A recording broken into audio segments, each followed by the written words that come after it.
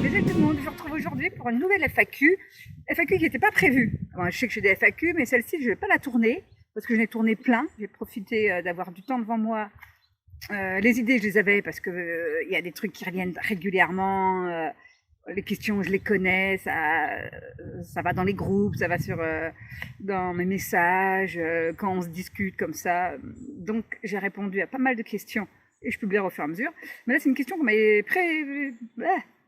C'est une question qui m'a été posée en privé, hier ou avant-hier, je ne sais plus.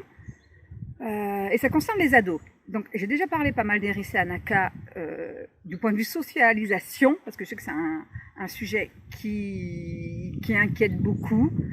J'avais fait un post LinkedIn là-dessus. Je ne sais pas s'il a été relayé d'une manière ou d'une autre quelque part. Mais là, dans la FAQ, je parlais c'était vraiment les besoins et les envies des ados. Parce que ouais, c'est vraiment différent en fonction de l'âge des enfants, de quand on est nomade ou pas. Les miens, ils ont quasiment connu que ça, depuis qu'ils sont tout petits, et l'IEF aussi. Donc déjà, ça facilite grandement la vie. Mais il ne faut pas se leurrer, quand ils sont plus petits, ils se contentent de pas grand-chose, ils suivent papa, maman dans les voyages, on fait des activités qui leur sont accessibles, ils vont au parc, ils discutent, ça dépend des pays, mais ils se débrouillent avec les copains, copines, voilà. Leur besoin de contact avec leur père est bien moindre qu'à l'adolescence. Il faut savoir qu'Eris, en 2021, 2021-2022, un truc comme ça, elle a été en grande demande d'être avec ses pères. Donc, c'est pour que là, avec 15 ans, c'est entendable aussi, 14-15 ans. Donc, on a réfléchi à qu'est-ce qu'on pouvait faire. On avait même pensé à un moment donné à une école démocratique, pour vous dire à quel point il y avait ce besoin d'être avec des jeunes de son âge, plus que ce qu'elle n'avait. Elle avait ses copains qu'on voyait de temps en temps, elle n'avait pas de téléphone, moi elle a mis du temps à avoir un téléphone. Donc, moi, le côté école démocratique, ça voulait dire être sédentaire, au moins un ou Mathias ou moi. Voilà, c'était pas forcément très juste pour Anaka. Et je connaissais bien ma fille. Je savais aussi que peut-être des choses lui plairaient, puis d'autres lui manqueraient. Donc on n'a pas opté pour ça, mais en revanche, pendant presque un an et demi, je suis beaucoup restée en France ou dans pays limitrophes, et j'ai fait en sorte que ce soit mes enfants et leurs besoins qui passent avant. C'est-à-dire que toutes les vacances scolaires, ils étaient inscrits, soit en colonie de vacances, soit en centre aéré, ou plutôt MJC, parce qu'il y avait des trucs d'ados. Donc on était sur la région de Bordeaux à un moment donné, on l'avait fait en février, je crois, pendant 15 jours. Il y avait, c'était le CLAL, ça s'appelait, à Mérignac. On était garés à 3 km parce que c'était vraiment au cœur de Bordeaux, donc à Bordeaux on ne se met pas comme ça, mais du coup le matin on se levait, on les emmenait, ils se passaient toute la journée, donc ils étaient super contents. Ils se sont fait des relations, voilà, qu'on durait le temps qu'on durait, mais ils ont été vraiment en contact tout le temps avec des ados. Ils ont fait ça en février, ils ont remis ça au mois d'avril. Entre-temps, on était parti en Espagne. C'est une région que je connais bien aussi parce que moi j'habitais à côté de Bordeaux, j'ai de la famille, j'ai des amis, donc en même temps ça permettait de voir les copains, les anciens copains d'IEF, qui ne sont pas tous restés en IEF, mais en tout cas les copains. Donc j'ai aussi de la famille là-bas et de leurs cousins, donc voilà, il y avait ce côté, ça permet de maintenir ça. Après on l'a fait en octobre, ils sont allés en colonie de vacances. Avec Vitacolo comme d'habitude, donc là c'était cool aussi. Après, qu'est-ce qu'on a fait? On a refait d'autres centres aérés, je ne sais plus quelle année, les années suivantes. Aussi octobre, ils ont fait Halloween entre autres. Là cette fois on était sur Bourg-en-Bresse, pareil, un réseau que j'avais trouvé très sympa avec plein d'activités. Il a des activités vraiment pour ados, avec le soir.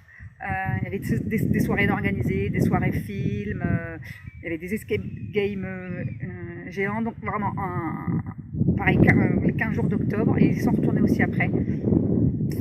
Et entre-temps, je partais pas bien loin, on a fait un peu d'Italie, on a fait l'Allemagne, on a fait la Belgique. En Belgique aussi, ils ont fait pas mal de... il y a les 4 sources, qui est un écolieu avec beaucoup de familles en IEF, et il y avait des ados qui organisaient des rencontres pour les ados. Que les ados, avec les ados, gérés par les ados. Donc ça, ils l'ont fait aussi. Donc c'était vraiment toutes les activités là-dessus. Ma fille faisait aussi du cosplay, elle avait commencé les concours à 14 ans.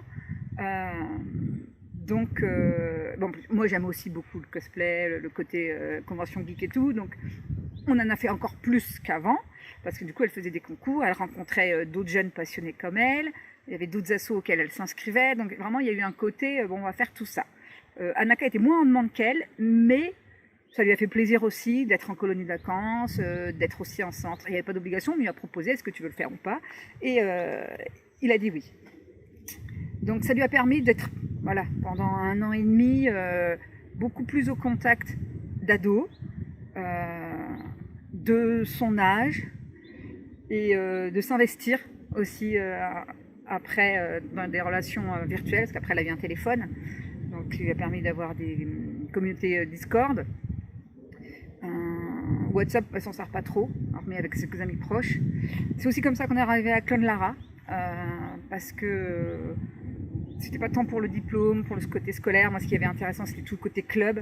J'en ai déjà beaucoup parlé pour Clone Lara, donc il y en a qui sont intéressés par le côté communauté qu'on peut retrouver. Ça, ma fille, elle a adoré en fait, parce qu'ils ont plein de clubs virtuels, hein, mais tous les jours, si elle veut, elle peut parler à des jeunes de son âge, des thématiques qui l'intéressent. Le lundi, par exemple, elle a le club échecs. Moi, au début, elle n'était pas, c'était son frère qui était. Et comme elle joue aussi aux échecs, elle dit ah ben tiens, il vient, c'est sympa et tout. Donc, Eris a rejoint le club. Elle avait le club manga, elle a le club dessin, elle a le club lecture, le club cinéma. Elle a animé, elle a créé et animé le club cosplay. Elle a créé et animé le club Creative Writing, donc écriture créative. Puis il y a d'autres clubs, il y a le club polymniste où c'est des débats, là c'est avec des conseillers. Donc, vraiment, tous les jours, elle peut parler, elle peut échanger. Alors c'est pas des liens directs, mais voilà. Après, on a fait aussi beaucoup de rencontres IEF, parce que voilà, moi c'est pas trop ma tasse de thé en général. Mais pour eux, je suis allée dans des rencontres, des fois les grandes rencontres comme l'EDA et l'AILA, voilà, comme on peut en avoir un peu partout. Il y a des rencontres Clone Lara aussi. Je ne sais pas si je vais faire celle d'octobre, la prochaine qui arrive. Et après des rencontres en plus petits groupes, hein. Chaque région a des groupes Facebook sur lesquels on peut se mettre. On peut demander, bah tiens, il y a des sorties, il y a des rencontres. Voilà, il faut savoir que plus on avance en âge, moins il y a d'ados, je trouve, en IEF. Et les ados n'ont plus forcément ces mêmes besoins de faire des sorties en commun avec mes parents dans des musées, dans des fermes pédagogiques, dans des ludothèques. Ludothèque aussi, on a aussi beaucoup fait, quand ils sont très gamers et tout, on est retourné beaucoup plus dans des boutiques de jeux, où on joue au Magic, où on fait du jeu de rôle. Voilà, bon, ça nous on le faisait déjà avant, donc c'était pas vraiment que pour eux, mais on a fait en sorte qu'ils soient au contact de jeunes de leur âge, pas forcément en IEF. Ma fille avait grand besoin aussi de rencontrer d'autres personnes hors IEF, et pourtant depuis ses 6 ans elle va en colonie de vacances tous les ans. Donc colonie de vacances, il n'y en a pas beaucoup qui sont en IEF, et d'année en année elle les a retrouvés, mais elle avait besoin d'élargir comme ça son univers, parce qu'elle est très sociable, donc je pouvais comprendre que c'était un problème. Du coup, Clone Lara a permis de compenser ça. Ses projets futurs aussi, hein, d'études supérieures, elle a trouvé une école qui l'intéresse, où c'est en distanciel, mais avec des vrais élèves, avec des vrais profs, avec des vrais cours, on est tous ensemble, machin. Donc, le côté virtuel n'est pas un problème, mais c'est le côté d'avoir des contacts réguliers avec des jeunes qu'elle connaît, avec qui elle peut échanger. Bien sûr, quand c'est en présentiel, elle préfère. Donc c'est pour ça qu'on retourne régulièrement, là où il y a des amis, là où elle a des gens qu'elle connaît. Voilà, on était beaucoup en Espagne pendant aussi cette époque-là, parce qu'on a des amis expatriés qui ont des jumeaux entre les 2 âges, des miens. Donc c'était aussi l'occasion pour eux de les voir, et puis d'être voilà, avec du monde. Mais c'est vrai que c'est une période assez sensible, assez charnière. Et je pense que si on veut que ça se passe bien, il faut rester à écouter les besoins des uns et des autres. J'ai fait ça pour Eris, mais en même temps j'ai fait attention aussi à ce que Anaka ne soit pas lésée. Dans l'histoire, c'est qu'on faisait comme pas tout pour Eris. Il y avait des trucs qu'Anaka préférait, donc à un moment donné aussi on s'est séparés. Moi j'avais que Eris, Mathias avait que Anaka. Comme ça, chacun pouvait faire un peu ce qu'il avait envie de son côté. Ça, c'est le côté coparentalité qui est possible pour nous. Quand tu es une famille entière, tu peux pas faire ça, mais le fait de vivre tous ensemble, et on n'a pas tous les mêmes besoins. Voilà. moi là, je vous parle, je suis toute seule depuis samedi. Depuis samedi, je n'étais pas sortie. Voilà. J'avais pas envie, j'avais pas besoin. J'ai bossé, j'avais vu personne. Ça m'allait très bien. Les autres, ils sont pas comme ça. Donc voilà, il faut vraiment faire cet effort-là de les comprendre, de les entendre. Du coup, après, elle a eu un téléphone, au départ pour Claude Lara, et après, ils sont pas non plus très téléphone, mais elle a un compte Insta, elle avait Facebook, parce que c'est elle, du coup, aussi qui gérait les groupes d'IEF sur lesquels elle voulait aller, elle voulait échanger, savoir ce qui se passait, les rencontres qu'il pouvait y avoir et tout. Là, elle a créé une chaîne YouTube où elle voudrait interviewer d'autres jeunes nomades.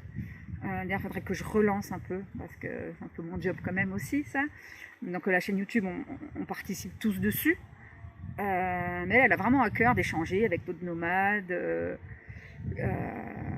familles, enfants, ados, voilà, peu importe, mais donc d'être dans la communication avec les autres. Donc elle trouve des systèmes adaptés à notre mode de vie. Ça, c'est plutôt cool. Et des choses qu'elle a demandé, elle va avoir 18 ans là au mois de novembre. Donc il y a moins de ses besoins de connaître ses pairs. Elle se connaît aussi un peu plus, donc elle sait aussi vers quoi elle veut aller, vers quoi elle veut pas aller. Par exemple, là, elle passe son BAFA. C'est que c'est un projet qui lui tient à cœur déjà, parce qu'elle adore ça. Elle a envie de faire vivre aux ados ce qu'elle a vécu, et elle sait très bien que ça va être des liens, voilà, retourner régulièrement dans les mêmes centres, dans les mêmes colos, avec souvent les mêmes directeurs. Il y a un turnover qui n'est pas non plus très fou. Tu fais ça peut-être quand même quelques années, mais voilà. Donc ça, il y a un côté elle sait à peu près ce qu'elle veut faire. Et elle sait aussi que les jeunes de son âge, des fois, elle ne s'entend pas forcément avec eux parce qu'il y a un gros décalage qui s'est créé. Mais alors, du coup, elle va un peu vers les plus vieux. Voilà, même si c'était vraiment un temps où elle s'est posée, où elle était à la confrontation, mais en tout cas, elle a rencontré plein de personnalités différentes. Parce que quand on était à Mérignac, c'était pas le même public que quand on était à Bourg-en-Bresse, que quand elle était en colonie de vacances. Avec Vitacolo, elle a fait elle a fait du stylisme avec eux, elle a fait du cosplay avec eux, elle a fait de l'écriture avec eux, c'est toujours des colonies à thème. Les rencontres UF, on rencontre plein de gens. Il y a les copains qui sont anciens UF qui sont scolarisés maintenant. Donc elle a un petit panel quand même maintenant de personnes qui lui permettent de se dire où elle se situe, avec qui elle échange bien. Et elle sait, finalement, il n'y a pas grand-chose de plus. Voilà, c'était des relations comme ça, mais c'était important. Donc, quand c'est possible, et oui, et c'est pour ça que je suis restée en France. Mais ça, c'était possible. Ça aurait été possible ailleurs, dans des trucs où elle parlait anglais, mais c'était vraiment pas pareil. Il n'y avait pas la même culture, il n'y avait pas le même. Et puis même moi, je connaissais pas aussi bien les lieux. Où est-ce que c'est possible? Voilà, quand tu es française, que tu connais la mécanique, moi je connaissais bien les MJC, je connaissais tout ce qui était centre de loisirs, tout ce qui était lieu de rencontre possible. À l'étranger, c'est sûr qu'il y en a, mais ça m'a demandé aussi plus d'efforts. La barrière de la langue aurait été vraiment un problème. Donc c'est pour ça que pendant 2 ans à peu près, je suis restée beaucoup plus souvent en France, où je partais un peu à l'étranger, mais pas aussi longtemps que d'habitude, et dans des pays limitrophes. C'est pour ça qu'on connaît bien l'Espagne, qu'on connaît bien l'Allemagne, bien la Belgique, parce que c'est des régions qu'on a fait pas mal. Et puis même la France, il y a quand même plein de trucs sympas à faire. En Angleterre, vu qu'elle parle aussi comme pas mal anglais, donc là aussi c'était. Quand en Angleterre, ça pose beaucoup moins de problèmes, parce qu'il y a aussi énormément de choses qui sont adaptées pour les ados, des rencontres, des trucs comme ça. Donc voilà, j'espère que ça vous aura éclairé sur les ados en IEF. Ciao, ciao.